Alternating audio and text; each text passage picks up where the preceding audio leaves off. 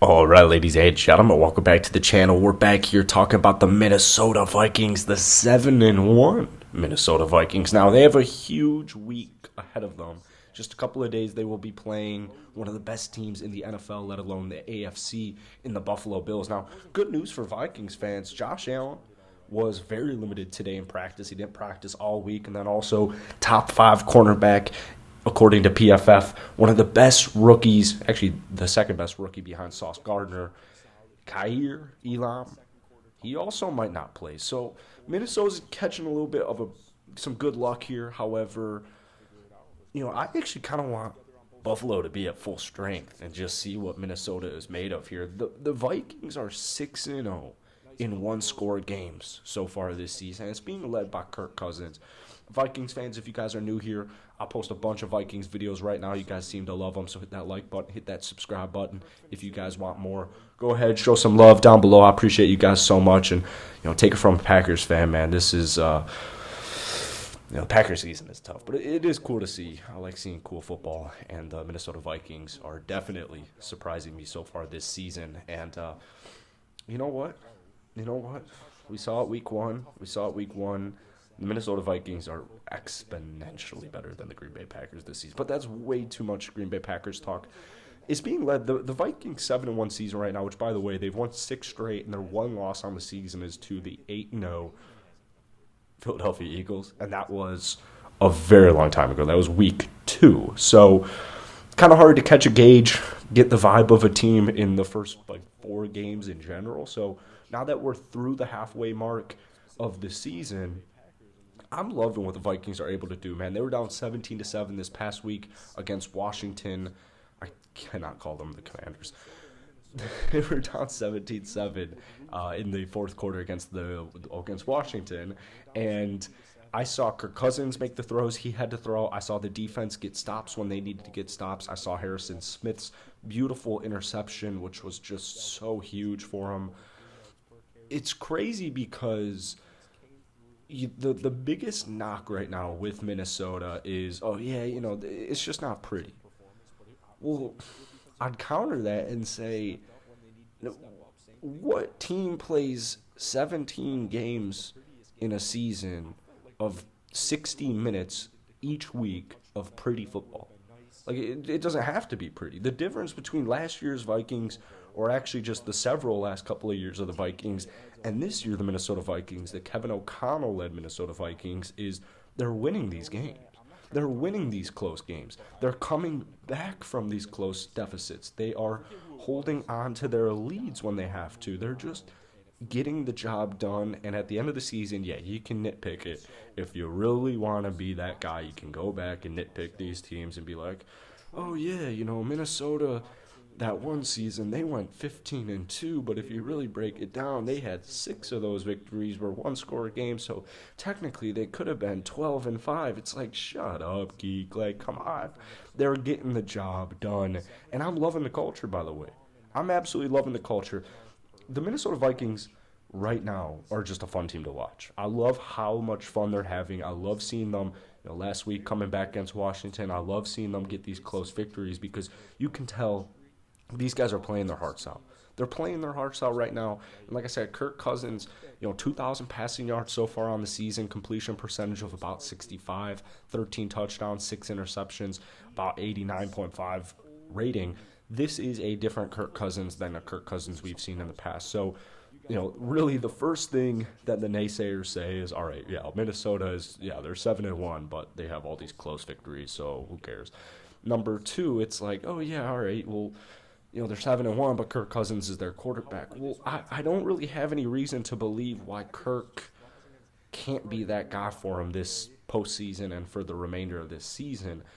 Well, the biggest thing with Kirk Cousins is to just don't throw interceptions. We saw that one pick last week against Washington in the red zone.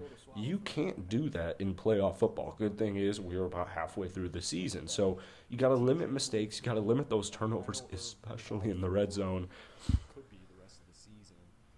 Not only do you have Kirk Cousins, all right, a capable Kirk Cousins, I should say, you also have the best wide receiver in the league in Justin Jefferson. You have one of the best running backs in the NFL in Dalvin Cook. Dalvin, so far this season, we actually haven't seen anything like last week, they had to get into the passing game a little bit more. We didn't see anything too crazy from Dalvin Cook. However, he's still having a phenomenal season. 131 attempts for 608 yards. He's got 5 touchdowns. That's about 76 yards per game. So still very dominant Dalvin Cook. And the thing is, the offensive line's been very shaky, right? So if Dalvin Cook's been able to do what he's done, and if Kirk Cousins has been able to do what he's done with a shaky offensive line, the good news is you still have half a season to figure that out. You still have half a season to get those repetitions in, to get that chemistry, to get that rapport, and to just figure things out, which we've started to see. Like last week specifically, Kirk Cousins was on his ass a lot of the times, but he still did what he had to do. The Vikings still did what they had to do. Now, obviously, you have the best receiver in the league in Justin Jefferson, and he's just dominating as always. 59 receptions, 867 yards. He's got 3 touchdowns. He's averaging just under 15 yards per catch. I mean, it really is super cool to see. I like LSU in general, so I was rooting for Justin Jefferson coming out of college. But just, like, he's on a different level. I mean, he's just genuinely on a different level. I don't really think there's an argument out there where you can say Justin Jefferson is not a top 3 wide receiver in the league. If you think he's not a top 5 receiver in the league, I have really bad news for you. That he's currently averaging 108.4 yards per game, which is insane. But Adam Thielen, yes, he's losing some steps, or he's not necessarily the same old Adam Thielen, but he's a different Adam Thielen, right? And there's not necessarily an issue with that. 57 targets, 38 receptions, 418 yards, 2 touchdowns, getting about a little over 50 yards per game. You don't need Adam Thielen to be, this crazy, the next Cooper Kupp, 1,800-yard receiving season, because you have Justin Jefferson. You have Double J. So all you need is reliability and consistency, which you're getting from Adam Thielen. KJ Osborne's all right. He's definitely all right. I would like Odell to go to the Vikings. I don't know if he actually will. That's for a different day, but it goes to show you with KJ, Irv Smith, obviously he did end up getting hurt, but he wasn't moving that needle for me as far as the tight end play goes. That's why getting TJ Hockenson was just the biggest deal of big deals. I mean, not only did he rip apart his debut, 9 receptions, 70 yards, right away, first drive, he had a 19-yard catch. I mean, you got to keep in mind, man, you're going to a new team, so your whole life changes, right? Outside of football, your whole life just changed because you're moving to a whole different team. You're moving to a whole different city. You have to change your whole life. Like the snap of a finger, right? Just like a day, randomly. You have to learn that scheme. You have to build that chemistry. You have to build that rapport. You have to do all these different things the week you get there.